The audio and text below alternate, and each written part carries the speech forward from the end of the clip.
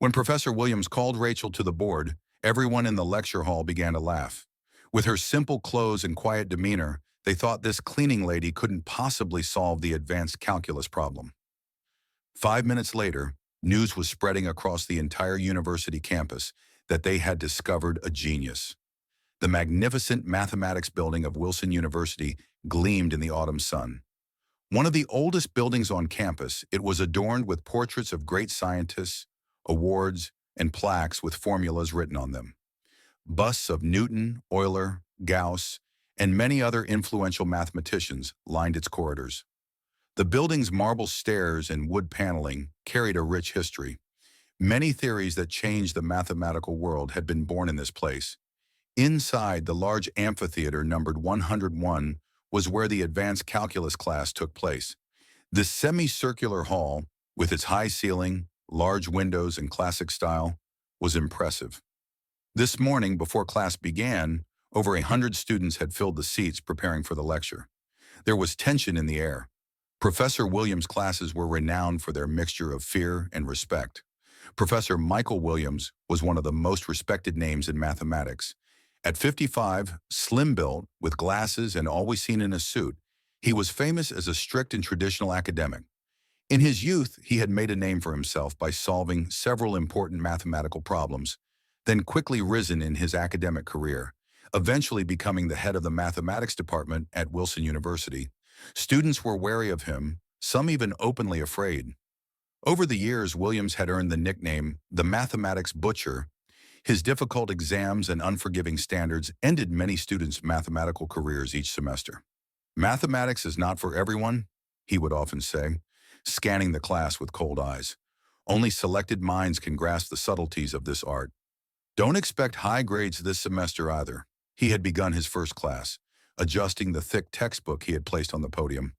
Being a mathematician requires pain and effort. If you're not ready, the door is there.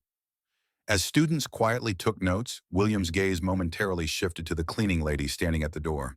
He had seen the woman before, a quiet, invisible figure working all over campus. Williams nodded slightly at her, then continued with his lecture. As the woman continued cleaning the corridor, she overheard what was being said inside. That morning, Rachel Thompson had arrived at the university early as usual. She was a woman in her 40s, of medium height, with brown hair tied in a simple ponytail, wearing a blue cleaning staff uniform. The fine lines on her face carried the marks of a difficult life, but there was still a sparkle of vivid intelligence in her eyes. She had been working at Wilson University for 5 years, and most people didn't even notice her. Rachel seemed almost invisible as she moved through the corridors with her cleaning cart. Students, professors, and administrators would pass by, often without even glancing at her. There was a reason Rachel had started working on the university's cleaning staff, not for herself, but for her 18-year-old daughter, Lily. Lily was extraordinarily talented in mathematics and had been accepted to Wilson University on a full scholarship thanks to her mother's great sacrifices. Rachel had chosen this job to be close to her daughter and support her. Perhaps there was another reason, her deep longing for this academic environment. But Rachel had a secret. Her relationship with mathematics extended much deeper than that of an ordinary mother. At night, in her small apartment, after Lily had fallen asleep, Rachel would write complex equations in an old notebook. Sometimes she would stay up until morning, trying to solve a problem. This was her therapy method, the only connection remaining from her past. That morning, while cleaning Amphitheater 101, Rachel noticed that class time was approaching. Normally, she would have been gone by now, but the complex equations on the board had caught her attention. Looking at equations that had been written the day before and not erased, she was almost hypnotized. She approached the board with her cleaning cloth in hand, her eyes quickly following the equations. "This is wrong," she murmured to herself as she approached the board. "There's an error in the last part. There's a sign error when taking the second derivative." Rachel looked around. Class wouldn't start for 15 minutes, and students hadn't arrived yet. She glanced at the notes the professor had left on the podium, then focused back on the board. There was an urge inside her, an urge coming from her deep respect for the correctness and beauty of mathematics. She quickly put down her cleaning supplies, took a piece of chalk, and made a small correction to the last part of the equation. Then, just as she was about to return to her work, she heard the amphitheater door open. Professor Williams had arrived early. Rachel quickly dropped the chalk and moved toward her cleaning cart. "What are you doing?" asked Williams with a suspicious look, his glasses slipping down to the tip of his nose. "I'm sorry, Professor. I was just cleaning the board," said Rachel, lowering her gaze to the floor. Williams looked at the board, then at Rachel. His eyebrows furrowed, his eyes narrowed into a line. "Did you do this?" he said, pointing to the corrected equation. "I, well, just, did you do this?" he asked again, his voice coming out harder. Rachel nodded. "Yes, I'm sorry. I saw an error and corrected it. It won't happen again." There was a mixture of surprise and suspicion in Williams's eyes. "You saw an error in the equation and corrected it? You, a cleaning lady?" Rachel bowed her head, but a spark was glowing inside her. "Yes, Professor. Sometimes I'm interested in mathematics." Williams took a closer look at the correction on the board. Rachel's change was correct. There really was a sign error in the equation, and it had been fixed. The professor, who had belittled countless students over the years, was now looking at a cleaning lady in astonishment. "I want to see you here after class begins," he said finally. "You can go now." Rachel quickly took her cleaning cart and left the amphitheater, her heart racing. She had done something stupid. She had put her job at risk. But seeing that error in the equation and not correcting it was beyond her control. It was an instinctive response. Mathematics was in her blood, in her breath. When class time came, the amphitheater was filled with students. All of them had quietly settled in, opened their notebooks, and were waiting for Professor Williams to start the class. In the corridor outside the amphitheater, Rachel hesitated. Should she leave, or should she wait as the professor had said? There was a risk of losing her job, but there was also a strange feeling of curiosity inside her. Williams took the podium and delivered his classic opening speech about the difficulty of mathematics, the height of his standards, and how most would fail. Students listened tensely, some taking rapid notes. "Today we'll start with a difficult problem," said Williams, turning to the board and beginning to write a complex integral equation. "This was a question I gave on last semester's final exam. 90% of the class couldn't solve it." As he filled the board, he explained to the students, "These types of complex integrals form the basis of mathematical physics. From quantum mechanics to climate modeling, you cannot make progress in science without understanding these equations." Students shifted uneasily.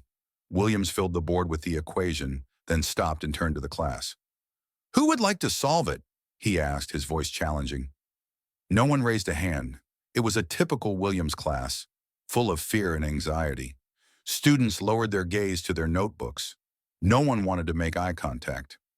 Just then, Rachel appeared at the door. She had left her cleaning cart in the corridor, straightened her uniform, and taken a deep breath. As Williams had instructed, she had come after class had started. She stood by the door, waiting silently. When Williams saw her, he smiled, but it wasn't a warm smile. "Ah, our cleaning lady has arrived," he said, turning to the class. "She seems very interested in the equations on the board. Perhaps she'd like to solve this problem for us?"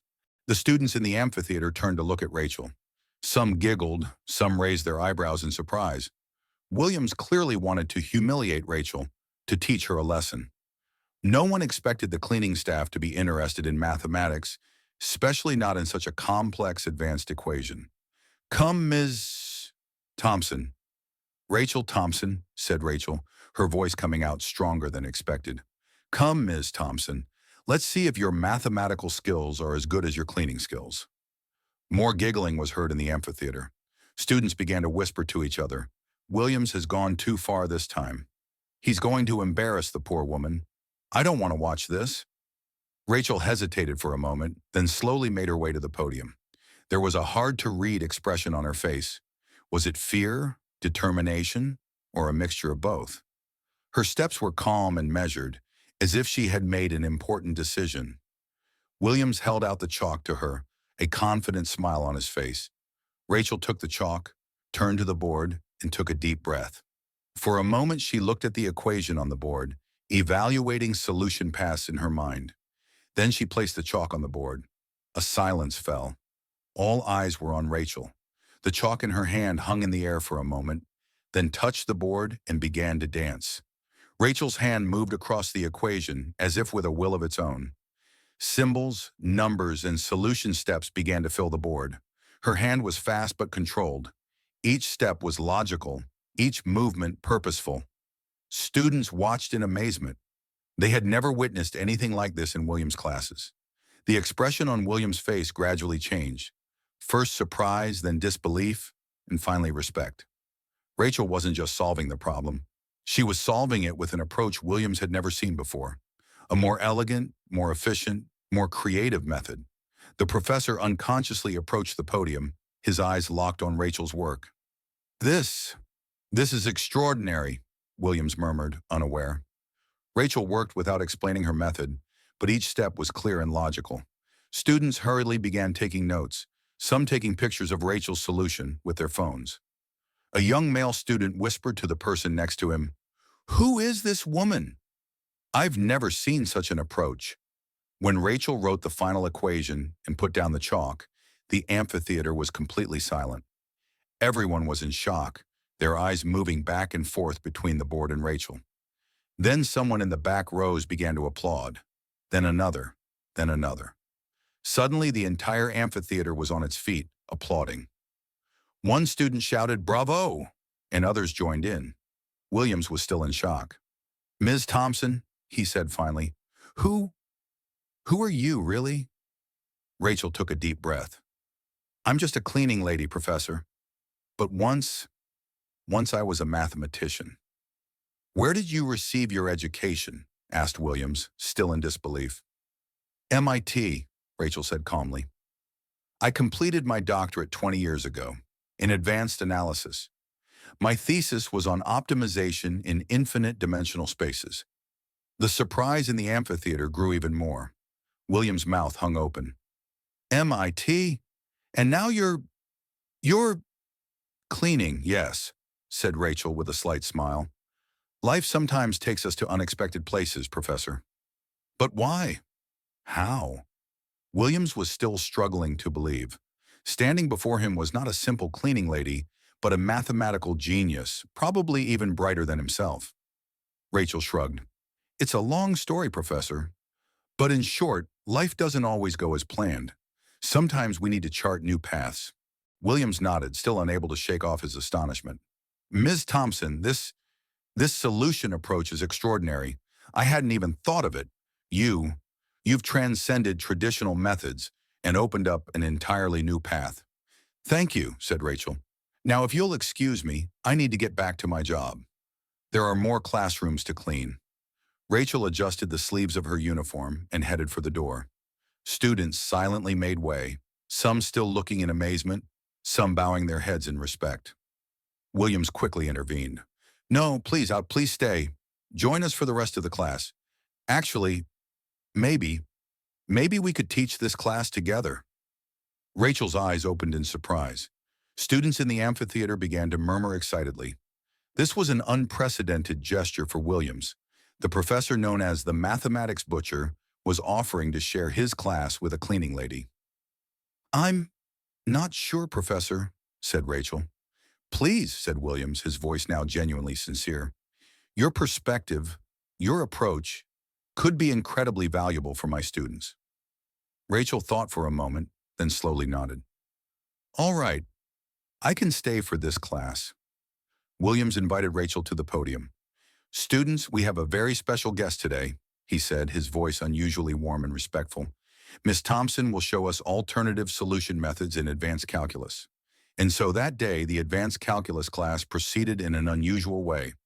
A respected professor and a cleaning lady, side by side, teaching together. And the students witnessed the most inspiring mathematics lesson of their lives. Rachel, for the first time in years, experienced the pleasure of following her true passion. As she wrote formulas on the board, answered students' questions, that old light in her eyes began to shine again. At the end of the class, students bid Rachel farewell with applause. A young female student approached her. "Miss Thompson, this was incredible. I'm studying mathematics too, but I'm struggling." I wish I could think like you. Rachel smiled kindly at the student. Mathematics is like a language. The more you practice, the more fluently you speak. Have confidence in yourself, and the rest will come. As the students dispersed, Williams invited Rachel to his office. Please, let's talk. Can I offer you a coffee? Rachel hesitated. She would need to change her cleaning schedule, but she didn't want to miss this opportunity. All right, but only for a short while. William's office was filled with mathematics books, journals, and notes. On the walls hung portraits of famous mathematicians and diplomas showing his own academic achievements. As Rachel entered, Williams served her coffee. Miss Thompson, Rachel, said Williams, I want to hear your story. How did you go from MIT to here? Rachel remained silent for a while, holding her cup. Then she began to tell her story. 20 years ago, she had started a brilliant career in mathematics. After completing her doctorate, she had begun working at a prestigious university, published papers, attended conferences. She had developed new approaches in theoretical mathematics, and despite her young age, had begun to become a respected name. Then my daughter Lily was born, she said, her eyes softening, and at the same time, my husband became seriously ill. I had to leave my career to take care of him. I'm very sorry, said Williams. Those times were difficult, Rachel continued. I was already facing challenges as a woman in academia. When family problems were added, the university didn't grant me leave. They didn't renew my contract because I wasn't publishing or able to teach classes. That's terrible, said Williams, genuinely affected. I had never thought about this aspect of academia. Most people don't, said Rachel with a bitter smile. Anyway, we had to move to another city for my husband's treatment. There I taught high school mathematics for a while. Then my husband's condition worsened. He needed full-time care. My husband passed away 3 years ago, Rachel continued. Since then, my priority has been Lily. She's also interested in mathematics. Actually, she's a first-year student here at Wilson. Lily Thompson, said Williams, his eyes widening. Brilliant student. Now I understand. Genetics, I suppose. Rachel smiled. Maybe. But the main issue was providing her with a good education. Working as a cleaning lady at this university allowed me to be close to her and provide supplementary income to her scholarship. Williams nodded with deep respect in his eyes. But why didn't you return to your mathematics career? With your talent. Sometimes life takes you in different directions, Professor, said Rachel, and I chose to be by my daughter's side. Mathematics is still inside me, but for now I express it in a different way. How?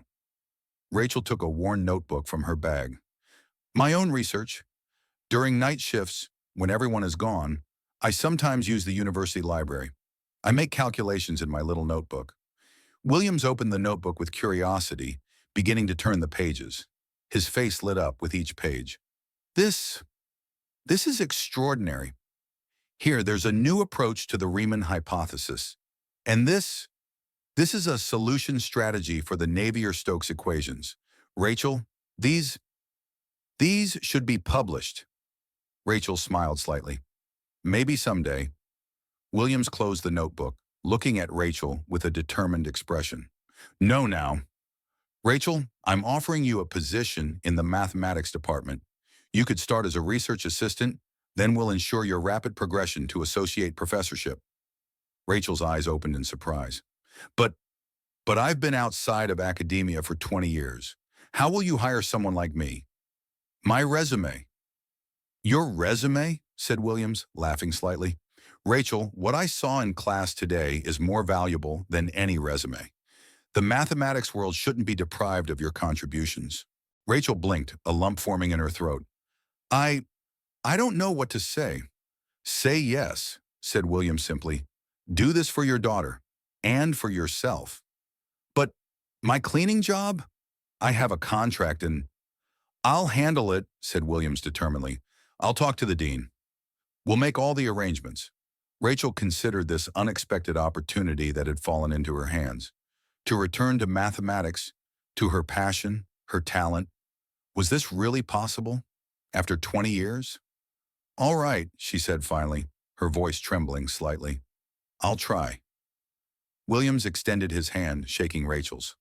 Wonderful. Welcome to the world of mathematics. Again. That evening, when Rachel returned to her modest home on the university campus, Lily was waiting for her at the door.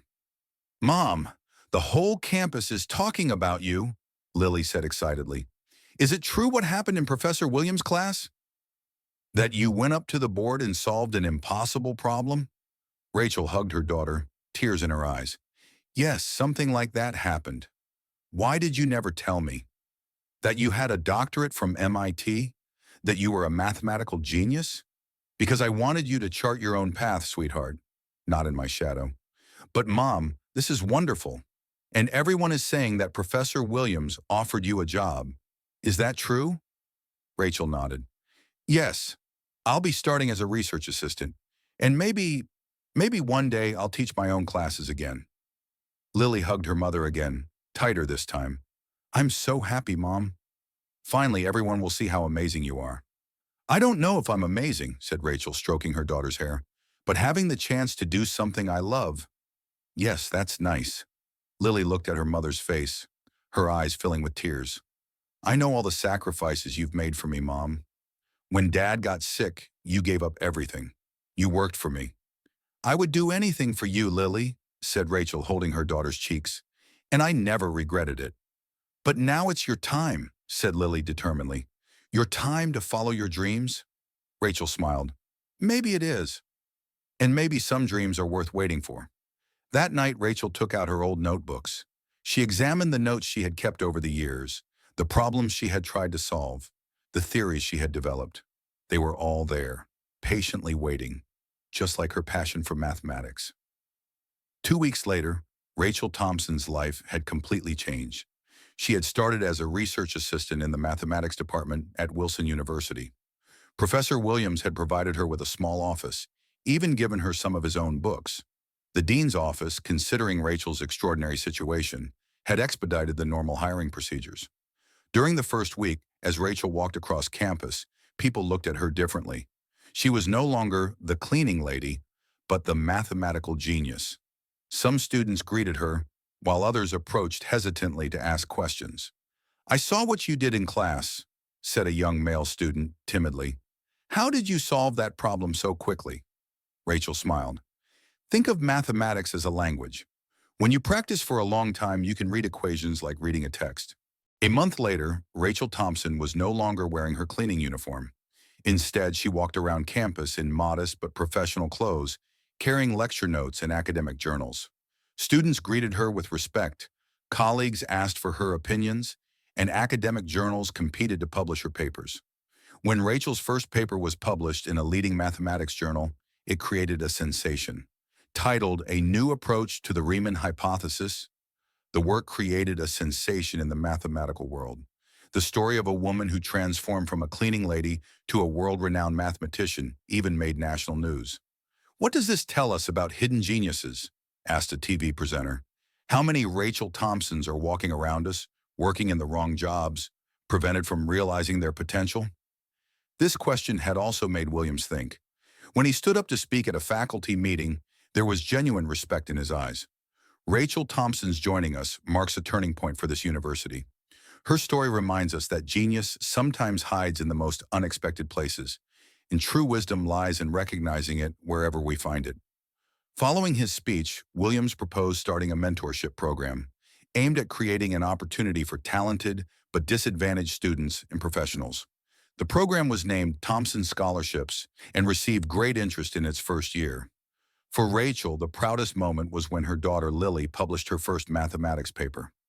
Mother and daughter now often work together, discussing problems, inspiring each other.